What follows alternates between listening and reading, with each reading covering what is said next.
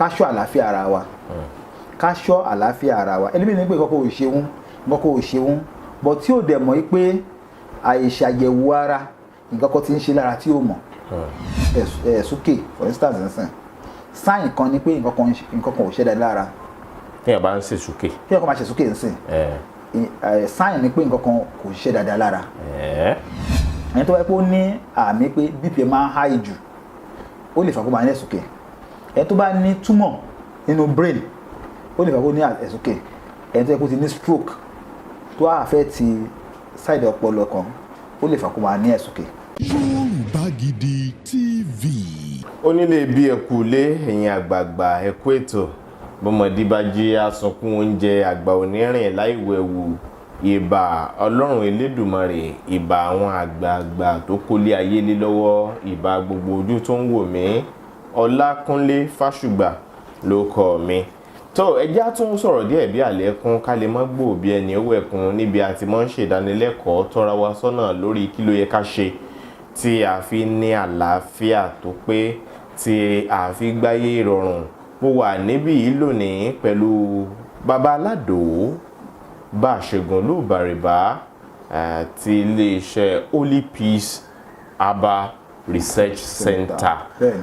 Ẹ káàbọ̀ sórí ètò sá. Ẹ ṣeun olótùú ẹ kújọ́ mẹ́ta pẹ̀lú ògbólọ́dọ̀ Ọlọ́run àdúrà ó máa gbà o Ọlọ́run á máa dá gbogbo wa sí o ànírí dààmú o orúkọ tèmi gẹ́gẹ́ bẹ́ẹ̀ ṣe mọ̀ tẹ́lẹ̀ ní Sharafadeen Odùkọ̀yà Alado alága olùdarí iléeṣẹ́ Holy Peace Herbal Research Center tá a wà nílùú Abẹ́òkúta pẹ̀lú ògbólọ́dọ̀ Ọlọ́run bá ànírí dààmú o ànírí àárẹ̀ tí ò gbóògùn. Ẹ ṣeun púpọ̀ Baba Alado ǹjẹ́ lónìí ká tún bẹ̀rẹ̀ sí tọ́ka sáwọn nǹkan tí ó ṣe wá láǹfààní ní bí ọ̀sẹ̀ mélòó kan títí di àsìkò yìí ó jẹ́ ẹ̀dùn ọkàn fún mi pé àwọn èèyàn tí mo fẹ́ràn wọ́n jáde láyé pàápàá lára àwọn tá a ti jọ ní plan oríṣiríṣi fún ọdún tuntun 2024 táwanú èyí tó ń lọ wẹ́rẹ́wẹ́rẹ́ yìí oṣù ọ̀hún ò tiẹ̀ tí ì dé ìlàta àti ìlóṣù mẹ́ta wọ́n ti lọ ó jẹ́ dùn ọkàn ńlá fún mi ìyẹn wá jẹ́ kí n túnú rò láti wò pé àwọn ẹ̀kọ́ tí àwọn nǹkan tó wá sí mi lọ́kàn àwọn ẹ̀kọ́ tí mo rí kọ́ nínú ikú àwọn èèyàn wọ̀nyí ká jíròrò lórí ẹ̀ láti fi ṣẹlòmíì láǹfààní àní kan ò sí ń bẹ ẹ̀yin náà mọ̀ àwọn èèyàn tá à ń sọ yìí ọ̀kan lára wọn ni SISI QAUDRI'S tá a jọ ṣètò tí ò tí ju bí ọ̀sẹ̀ méjì tó jáde láyé a ò lè sọ pé kò tọ́jú ara ẹ̀ tàbí pé kò tọ́jú ọ̀rọ̀ yẹn kò mójútó ọ̀rọ̀ ìlera ẹ̀ ṣùgbọ́n ọ̀pọ̀ àwa tí a jẹ́ sọ̀rọ̀sọ̀rọ̀ tàbí òṣèré ó láwọn nǹkan kan tó jẹ́ pé ó máa ń ṣẹlẹ̀ pàápàá àwa kan wà àìjẹun bọ̀rọ̀ bẹ́ẹ̀ni iṣẹ́ èmi gan jẹ́ kan lára àwọn tọ́rọ̀ yìí kan tàbí travel káàkiri. bẹ́ẹ̀ni so mo mọ̀ kó ṣe kẹ́ láwọn àmọ̀ràn kan tẹ́ fún irú wa báyìí àwọn òṣèré àwọn sọ̀rọ̀sọ̀rọ̀ ṣètò àti bẹ́ẹ̀ bẹ́ẹ̀ lọ tí ó sì kan àwọn èèyàn míì tó ń ṣe onírúurú iṣẹ́ tí ó kàn wọ́n lára. ní àkọ́kọ́ mo bá yín kẹ́dùn nípa òṣèré SISI QAUDRI'S tó lọ àti bàbá àṣàmú akérèdé àṣàmú tí wọ́n jọ́ lọ́hùn ń pè Ọlọ́run bá jọ kó bá foríjì wọn iwájú tó filẹ̀ àbí tó dojúkọ Ọlọ́run jẹ́ òdà èyí tó filẹ̀ kó má bàjẹ́ Ọlọ́run bá foríjì wọn ìyẹn dúró báyẹn dẹ́ni kejì náà ni pé iléeṣẹ́ wa tó jẹ́ pé Alado Herbal Research Center a máa ń ṣe research lórí gbogbo tó bá ń ṣẹlẹ̀ ní gbogbo ìgbà láti lè máa improve sí ẹgbẹ́ tí nǹkan kan bá ṣẹlẹ̀ a máa rẹ́ kọ̀ọ̀kan ń bẹ̀ tí nǹkan kan bá ṣẹlẹ̀ ẹni tó bá gbọ́n a rí ìtẹ́ pé kóun ṣe tí ò tó a ṣe ètò ẹ̀kọ́ òun ṣe tó ti pọ̀ jù a reduce ẹ̀ tó ti yé ń sìn so nípa èyí tí ó ṣẹlẹ̀ yìí àwọn ẹ̀kọ́ tí a rí kọ́ nínú ẹ̀ náà ni pé ká ṣọ́ àlàáfíà ara wa ká ṣọ́ àlàáfíà ara wa ẹlẹ́mìí ní pé nǹkan kò ṣeun bọ̀ tí ò dẹ̀ mọ̀ pé àìṣàyẹ̀wò ara nǹkan kan ti ń ṣe lára tí ó mọ̀ kí ni bí àkọ́kọ́ òun náà ni pé àwa èèyàn ká máa ráyè láti sùn dáadáa ká máa wáàyè láti jẹun tó bá dáa ohun tá bá ní pé oúnjẹ tó bá dà pé oúnjẹ olówó ńlá là ń sọ o bọ́ oúnjẹ tó jẹ́ èyí tó máa fún ara ní okun, oúnjẹ tó jẹ́ oúnjẹ ìmọ́tótó tá bá ti ń ṣe eléyìí wọ́n ní ìmọ́tótó ó borí àrùn mọ́lẹ̀ bóyá tí borí ooru bó ṣe ń borí ooru ẹ ṣeun. So àwọn ó jẹ́ nǹkan méjì tí mo sọ, ká máa sùn dáadáa, ká máa jẹun dáadáa, oúnjẹ tó dáa kò dẹ̀ gbọ́dọ̀ tún pọ̀ jù náà, ká dẹ̀ máa mọ̀mí dáadáa, then ká dẹ̀ máa yẹ ara wa wò wípé nǹkan báyìí ń ṣe mí, nǹkan báyìí ni máa lò sí. Ìyẹn jẹ́ gbáǹkọ́gbì ní àkọ́kọ́.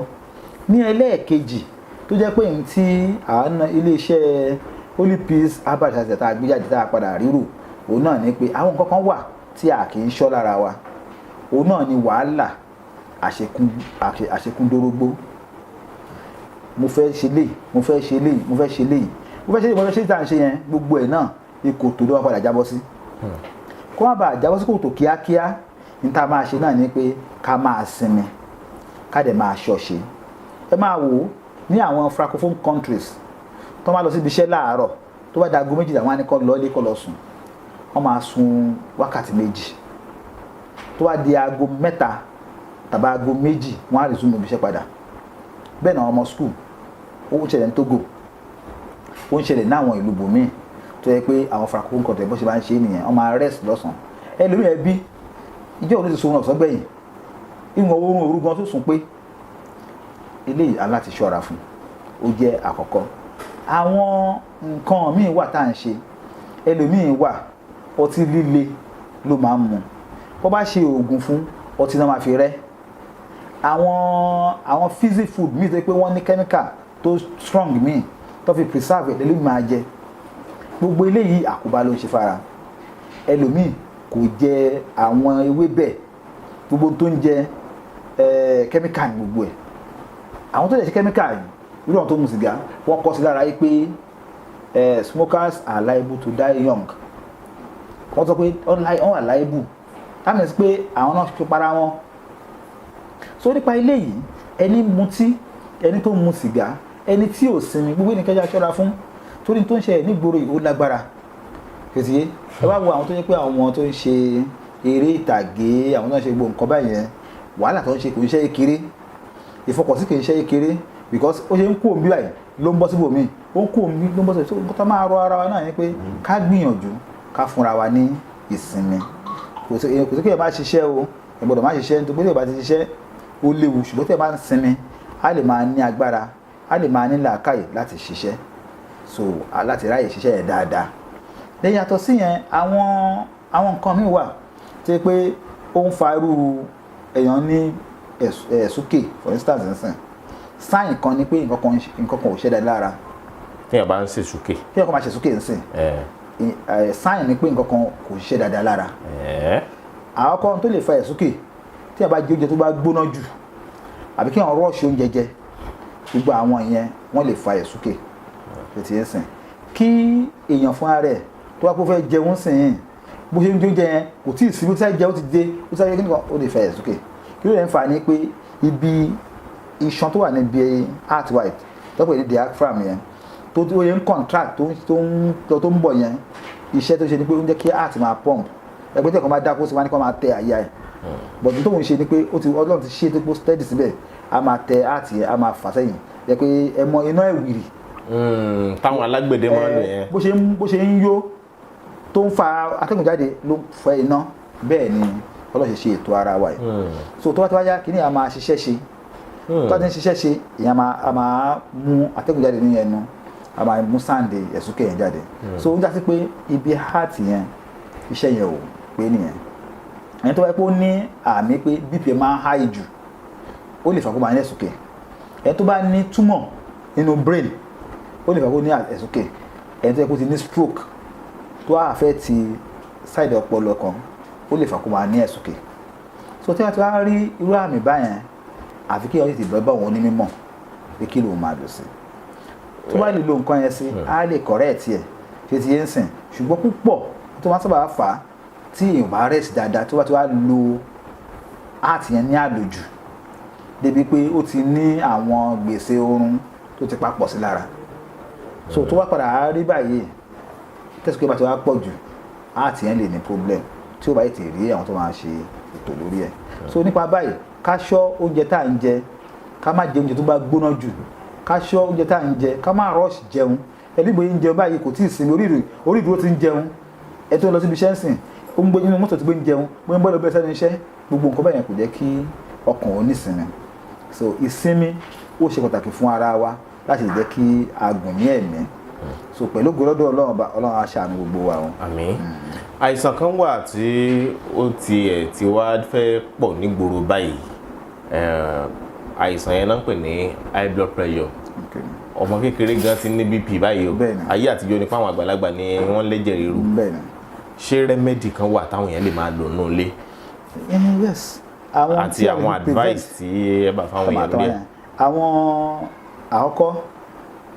tí ẹ máa ní high blood pressure, sedentary lifestyle, bí kíkẹ́ máa ṣe iṣẹ́ kọ̀ọ̀kan kókò jókòó rẹpẹtẹ tí ò kì í ṣe wàhálà, kò tún ṣe sport, ó lè fà á kí heart èèyàn kó má nágbára láti withstand the pressure. Ṣé pé àwọn tó ń ṣe sport yẹn tí wọ́n ti ṣe exercise ilé ẹ̀kọ́ tó lọ ṣe, ẹlòmíràn àti pé ó kàn ní kó sáré lásán, nǹkan ṣe lójijì, iná ń jó, olè ń jà, wá sáré gidigidi, ó lè gbàgbé kú nítorí pé heart yẹn kò ṣe wàhálà púpọ̀. Àkọ́kọ́ ni pé ká gbìyànjú ká máa ṣe exercise, ká máa rìn, ká máa gbìyànjú tá bá rìn àbí tá tó pé ó lè roko ilé ẹ̀kọ́ ro iṣẹ́ tó pé bí iṣẹ́ tó á jẹ́ kí èèyàn máa ṣe bí exercise, kí èèyàn máa ṣe ara tí èèyàn lè ṣe ń lé nìyẹn. Then kejì náà ni pé kí èèyàn ṣọ́ oúnjẹ tó ń jẹ, gbogbo oúnjẹ ọlọ́ràá, gbogbo oúnjẹ tó wá ti dùn jù, oúnjẹ àjẹjù, gbogbo ẹ máa jẹ́ kí iṣẹ́ máa bá heart wa ni, a máa ṣiṣẹ́ àṣejù. Tó bá yẹ ti ń ṣiṣẹ́ àṣejù, high blood pressure lè ṣẹlẹ̀. Tí ẹ bá sanra jù, high blood pressure ó lè ṣẹlẹ̀. Ẹ̀wọ̀n tó ń jẹ́ pé wọ́n sanra, tó ń jẹ́ pé wọ́n obese, tó sanra gidi gan, heart wọn kò ní lè gbé wọn. Tó bá padà gbé wọn fún díẹ̀, iṣẹ́ heart yẹn á pọ̀ jù bẹ́ẹ̀ pé kí èèyàn gbé engine V2 kó gbé sí caterpillar, bẹ́ẹ̀ ló ṣe máa rí. Iṣẹ́ àwọ̀ ọlọ́run á knock. So ká ṣọ́ yẹn nínú àwọn nǹkan wa. Ó jẹ́ méjì. Ẹ̀kejì náà ni pé oúnjẹ àjẹjù lálẹ́. Ẹ rí i pé ẹ máa wo stroke bá fẹ́ ṣẹlẹ̀, ẹlòmíràn ní pé bó ṣe jí ìdájí ló bẹ̀rẹ̀, ẹlòmíràn ní pé ó lọ wẹ̀ ló bẹ̀rẹ̀. Ẹgbẹ́ tó fà ní pé wọ́n ti gbéṣẹ́ tó jù fún ọkàn nígbà tó ti ní BP yẹn. So ó máa yẹ kó wá ní BP yẹn á padà pọ̀ jù, ó lè fa stroke. Ṣé àmì tẹ́ sìn? Irú ọtí mímu, irú sìgá mímu, gbogbo àwọn kan báyìí ó lè fa kìnìún. Ètò àṣẹ èké tó yẹ kókó nù ẹ̀ náà ni pé ká ṣe pẹ̀lẹ́pẹ̀lẹ́ pẹ̀lú tá à ń gbé sọ́kàn. Ọ̀rọ̀ Nàìjíríà bó ṣe rí, ó ti ẹlòmíì gan ó ti jẹ́ kó kú, ẹlòmíì ó ti ní kú sára ọ̀rẹ́ kò tí kú tán, ó ti kú lẹ̀ dé kú. Kí ló fà á ni pé ìlú ò fararọ, ká má wàá gbé sọ́kàn. Ohun tá a máa gbé sọ́kàn ni pé kí lọ́nà àbáyọ. Kò ṣe pé ẹlòmíì náà ò dé pé ẹlòmíì àkójọ kò gbà irú wàhálà ò délé báyìí, wàhálà kọ́ ló máa rò, kí ni máa ṣe tí màá fi yọ kúrò nù ẹ̀. So àwọn yẹn lọ bẹ́ẹ̀ jẹ́ pé nǹkan lè rí. Then àwọn nǹkan tó wá lè ṣọ́ra fún láti bá lò láti máa prevent hypertension lẹ́yìn tá a ti ṣe oúnjẹ tá à ń jẹ, kò ní tí ẹ bá lè rí garlic, àlùbọ́sà ayù, ó da púpọ̀, atalẹ̀ náà da, tó ṣe ń sìn ó da púpọ̀. Then ewé ewúro, kò ní pé kí èèyàn gbó nìkan mu o, kí èèyàn máa jẹ, ìwọ tí èèyàn bá gbó omi ẹ̀ nìkan ni, bọ́ tí èèyàn bá jẹ ewé ewúro, fibre tó wà nínú ẹ̀ yẹn òun gbogbo fúnra rẹ̀ iṣẹ́ ni. Kí èèyàn jẹ lọ́bẹ̀ àbí kí èèyàn jẹ tútù. Èèyàn jẹ tútù, èèyàn dẹ̀ jẹ lọ́bẹ̀ kò ń pààyàn, tó ṣe ń sìn téèsì ẹ̀ tó bá yá padà mọ́ ẹ̀ lẹ́nu, kí àwọn akọ́ bẹ̀rẹ̀ á dàpọ̀ ìfẹ́ máa bì, bọ̀ tó bá yá padà mọ́ ẹ̀ lẹ́nu, ó dá kí èèyàn máa jẹ ewé ewúro. Bí èèyàn bá blend ẹ̀ pẹ̀lú yín ńkọ́? Yes, ó wà okay tó bá ròyìn original. Kìí ṣe é because àsọ kí èèyàn ṣẹ́ra fún nǹkan tó dùn. Àwọn kan sì wọ́n náà tó wá lọ ń ṣe oyin oníṣúgà, wọ́n ń ṣe oyin onírèké. Ìta dẹ̀ mọ̀ pé oyin tó máa ń tọ́jú èèyàn òun lóyin tí kòkòrò eyín tó jẹ́ ìgbẹ́ kòkòrò eyín oyin. So nípa bẹ́ẹ̀ tí a máa rí oyin original kó blend pẹ̀lú ewé ewúro, ó dáa púpọ̀, á jẹ́ kí èèyàn láti mẹ́rin àlàáfíà. Tó máa ń ṣe lára náà ni pé àwọn ọ̀rá tó máa ń dùrọ̀ mọ́ heart, àwọn ọ̀rá tó máa ń dùrọ̀ mọ́ kidney ti ń sìn, á jẹ́ kó máa yọ. Ṣé rí àǹfààní kéèyàn ti ẹ̀ ṣọ́ra fún ọ̀rá lára ó pọ̀. Ṣé rí ẹlọ́wọ̀n tó pé wọ́n máa ó tún kọ́mọ̀ yàtọ̀ sí BP, kidney problem náà ó tún kọ́mọ̀ láìpẹ́ nísìnyí o. Kí ló fa kidney problem náà ni pé gbogbo àwọn tá à ń jẹ tó jẹ́ kẹ́míkà yẹn ó ṣàkóbá fara. Àwọn tó bá ti di pé èèyàn ní heart èèyàn ti ní blood pressure tó bá ti high jù tó bá ti ní liver tó bá ti ní diabetes tó bá ti pọ̀ jù ó máa ní kidney náà ni because gbogbo oògùn tó máa fún tó ojú oògùn òyìnbó tẹ́ bá kà á nú ẹ̀ á máa sọ fún yín pé probability tí a fi ní renal failure ó high ẹ lọ ka àwọn oògùn yẹn kí ló yẹ ṣe bẹ́ẹ̀ náà ni pé heart wa yìí ó ń pọ́ǹpù ẹ̀jẹ̀ tó bá ti wá di pé ó ń sáré pọ́ǹpù ẹ̀jẹ̀ jù ó ń pọ́ǹpù báyìí sí wọ́n á di báyìí ó ń pọ́ǹpù báyìí ó máa ní kí èèyàn lo àwọn oògùn tó yẹ pé ó máa ń reduce sugar lára ó máa ń reduce iyọ̀ lára tí wọ́n máa ń lò tó máa ń reduce iyọ̀ lára yẹn pressure pọ́ǹpù yẹn á wá lọ́lẹ̀ tí pressure pọ́ǹpù yẹn ti wá lọ́lẹ̀ ẹ̀jẹ̀ tó ń lọ sí kidney kò ní tó mọ́ kidney á máa pẹrẹbẹ ẹ̀jẹ̀ tó ń lọ sí liver wà ní tó mọ́ liver náà á máa ṣiṣẹ́ ṣe kò ní fa problem yẹn so láyé ń sọ fáwọn èèyàn wa pé n ta lè ṣe oníká padà sí ewé àti egbò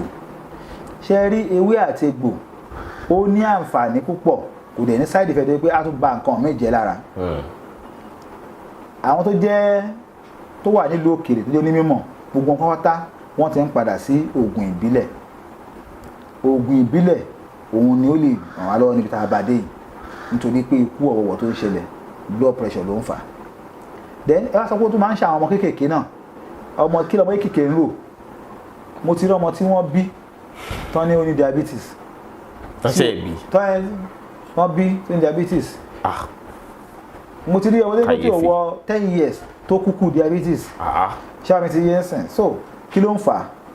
fà yes ohun tí ẹni tó bá bí ni la máa ń jọ ohun tó bá bí ni la máa ń jọ ọkọ àti ìyàwó kó tó di pé a fẹ́ ṣe ètò ọmọ bíbí ká ṣọ́ra ká ṣe àyẹ̀wò fúnra dáadáa owó tó bá ń ṣe wá lágọ̀ọ́ ara ká tọ́jú ẹ̀ tá a bá tọ́jú ẹ̀ àwọn ọmọ tá a bí wọn ò ní lọ gbé ṣe ti yẹn sìn bí tọ́wọ́ yẹn bá gbé wàhálà dé mẹ́ta nìyẹn ọkọ àti ìyàwó ń tọ́jú ara wọn ọmọ náà ti pẹ̀lú tẹ̀ wọ́n máa tọ́jú so nípa báyìí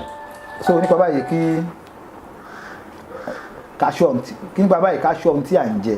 ó ṣe pàtàkì then àwọn ọmọ tá a máa bí ká ṣọ́ àlàáfíà àwọn náà ó ṣe pàtàkì so pẹ̀lú gbọ́dọ̀ ọlọ́run á wò wá sọ́wọ́n àníṣe àrètí ogun. àmì o tó fẹ́ bá wa tọ́ka sáwọn oògùn yín àti ohun tí ń kálukú wọn wà fún àwọn ibi tí wọn ó ti rí. ẹ ṣeun so àwọn àlàyé nípa àwọn oògùn wa nípa ewé àti egbò ṣé rí tí ẹ bá ní àìsàn blood pressure ni o ewé àti egbò ló kájú ẹ̀ a ti sọ nípa yìí pé blood pressure tó wà papọ̀ mọ́ diabetes ó lè fa kidney problem kò dẹ̀ sí tó ṣe ń fàájú pé àwọn èèyàn wa oògùn tí alọ́nà tó dé oògùn òyìnbó ni ṣe rí oògùn òyìnbó yẹn side effect yẹ òun ló máa padà fa kidney problem ìwọ tó bá ní pé ẹ̀jẹ̀ ríru àbí bp ẹ̀ ń ga ni aládùn therapy òun ni kó o lọ lò tí ẹ bá ti lo síbí kéré pẹ̀lú ẹ̀kọ tàbí kí wọ́n lè síbí pé pẹ̀lú ní gbóná pẹ̀lú òògùn lọ́dọ̀ ọlọ́run bá bp yẹn ó máa wálẹ̀ ìyá máa sùn wọ́ra dáadáa àti ṣe ló ní capsule ó wà ní New York ó wà ní Indianapolis àwọn West Wales Migration Center Services ní Canada àwọn nọ́mbà market ẹ̀ lọ́wọ́lọ́wọ́ báyìí ó wà ní Australia náà kí ni àwọn oògùn yẹn ṣe náà ni pé ó máa jẹ́ kí pressure ẹ̀jẹ̀ ó máa jẹ́ kó stable ní university kan ní America náà sì Tryon Biblical University wọ́n ti gbà wọ́n ti lọ ṣe research lórí ẹ̀ so pẹ̀lú gbọ́dọ̀ ọlọ́ọ̀bà ìwọ tó bá rí kùdìẹ̀ ní ara nípa pé bp ń high ní ọ àbí àyẹ̀ ń lu gúlegúle ní ọ aládùn therapy oníkẹ́lò iléeṣẹ́ àbáládùn ló ṣe jáde pẹ̀lú gbọ́dọ̀ ọlọ́ọ̀bà a máa dúpẹ́ fọlọ́run lórí ewé àti egbò pọ́nbélé ni ara àwọn oògùn wa òun náà ni holy root vision powder ìtàn àbáwá máa ń pè ní ojú ẹ̀dọ̀ kìí fọ́ tí wọ́n bá lo holy vision powder tí wọ́n bá lò kò ní àìsàn ojú kójú máa lami kójú máa wá mi àbí kójú máa wo bàìbàì ẹlẹ́mìí àti máa ní òun rí èèyàn kan dàbí èèyàn mẹ́ta holy root vision powder ní kẹ́lò ó dáa púpọ̀ òun tó máa ń polówó ara ẹ̀ ni holy root vision powder bẹ́ẹ̀ ni àtiwá ní ilé ìtàkùn ní sàgbàdéwé ẹ̀ẹ́rì ọkùnrin níbẹ̀ tá à ń sọ pé ìjẹ́pì tá à ń jẹ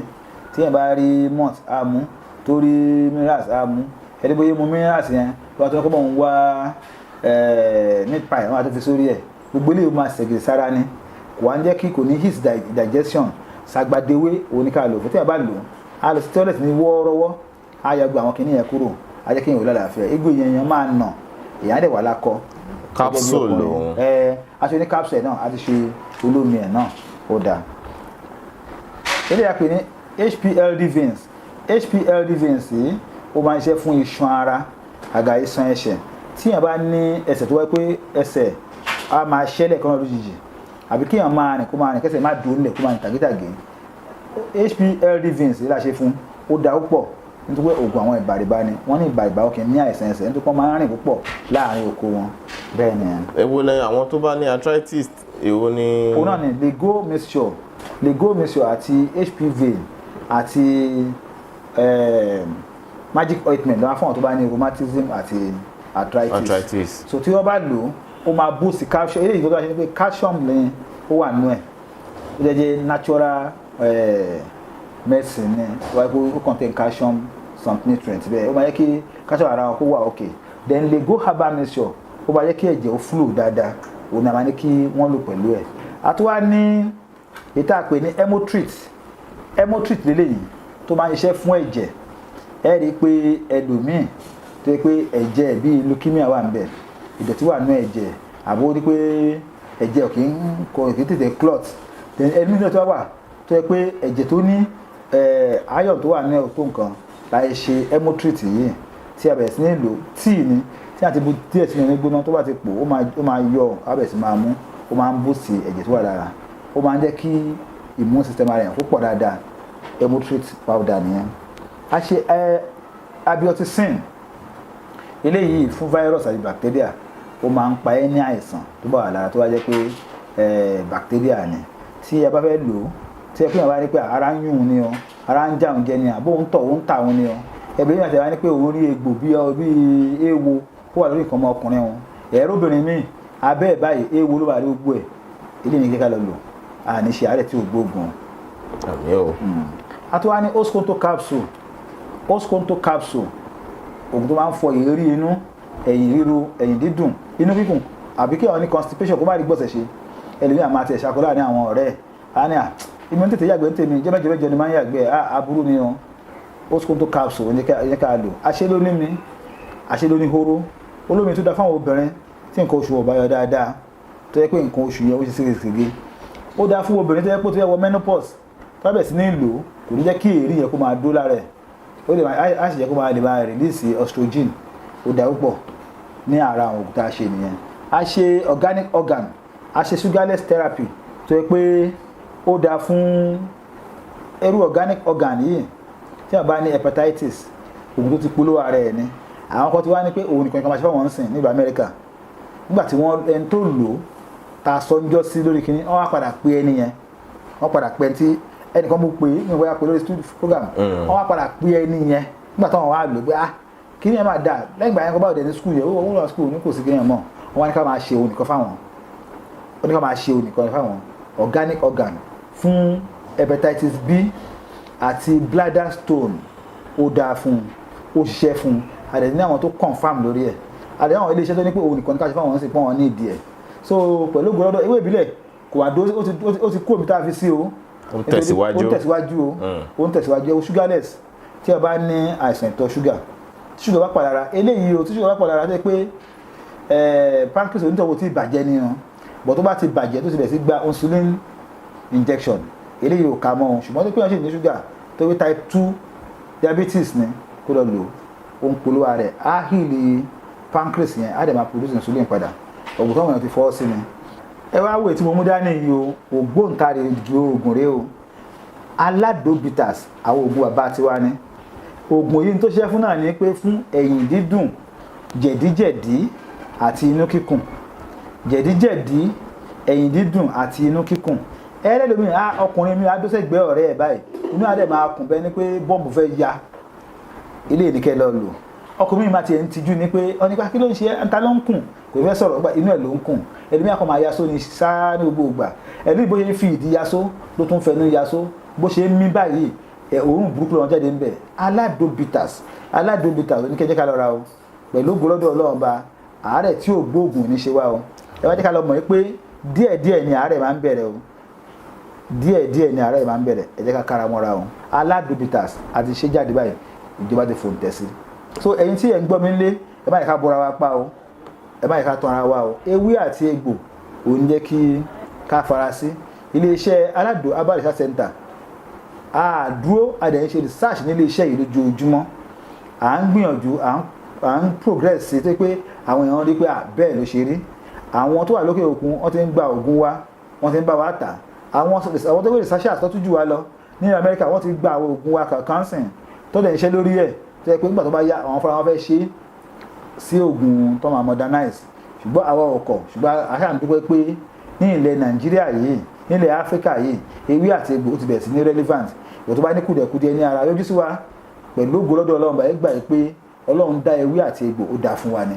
àwa tí a jẹ́ natural tó pé natural being ni wá natural cure ní kájá wá fún nǹkan tó wá ṣe wá tó bá ti wá fún ara wa ẹ rí pé a ní àlàáfíà a ní ṣàárẹ̀ tí ò gbóògùn o. àmì o bàbá Aládò ẹ pé nọ́mbà táwọn èèyàn máa pè ń sí ẹ lè júwe ibi tí research center yìí wà nípínlẹ̀ Ògùn. ẹ ṣeun olóòtú tẹ́ bá fẹ́ pé èmi bàbá Aládò ẹ kò ní sórí 07031002744 tàbí kẹ́ ẹ pé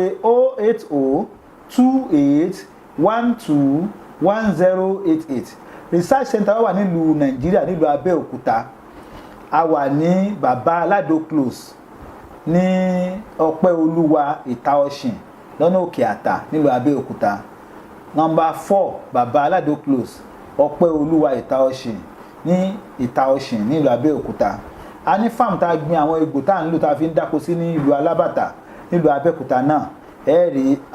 Baba Alado botanical garden ó wà nílùú Abẹ́òkúta pẹ̀lú gbọ́dọ̀ ọlọ́ọ̀bá a ò ní ṣe àárẹ̀ tí ó gbóògùn ẹ̀dẹ̀ máa rí àwọn oògùn wàrà ní UK ní ọ̀dọ̀ Alpha and Omega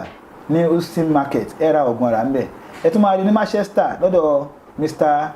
Ọ̀rẹ́kọ̀yà ẹ ra oògùn wàrà ń bẹ̀ dẹ̀ ní New York City ẹ máa rí lọ́dọ̀ Mr. Shoneye ẹ ra oògùn wàrà ń bẹ̀ ní Indianapolis ẹ máa rí oògùn wàrà lọ́dọ̀ Ya Oskonto ẹ ra oògùn wàrà ń bẹ̀ dẹ̀ ní Canada West Wales Immigration Services company ẹ máa ra oògùn wàrà lọ́dọ̀ wọn náà àwọn náà ń distribute oògùn wa ní ìlú Canada tẹ́lẹ̀ wá sí ìlú Èkó ẹ máa bọ̀ ní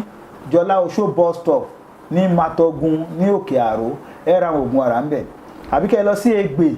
ní Kòtónísẹ̀lẹ̀ bus stop lọ́dọ̀ Aládéyà Rukayatu ẹ ra oògùn wàrà ń bẹ̀ tẹ́ bá tún lọ sí Fádèyí ẹ ra oògùn wàrà ń bẹ̀ ṣùgbọ́n ẹ pè nọ́mbà yìí láti béèrè àlàyé àbí ìmọ̀ràn àbí ọ̀nà tí a gbé oògùn wàrà 08028121088 pẹ̀lú ògbólọ́dọ̀ Ọlọ́run bá a ò ní ṣe àárẹ̀ tí ò gbóògùn o. adúgbò pọ̀ lọ́wọ́ yín bàbá Aládò bá ṣègùn olúbàrìbá títí ìgbà míì tá a tún máa pàdé Ọlákúnlé Fásùgbà ló kọ mi àìsàn tí ò gbóògùn àtẹ̀yí tó gbóògùn kò ní mọ̀nà ọ̀dọ̀ wa a ní ṣàìsàn rárá àlàáfíà wo ní di fíafíà ire o.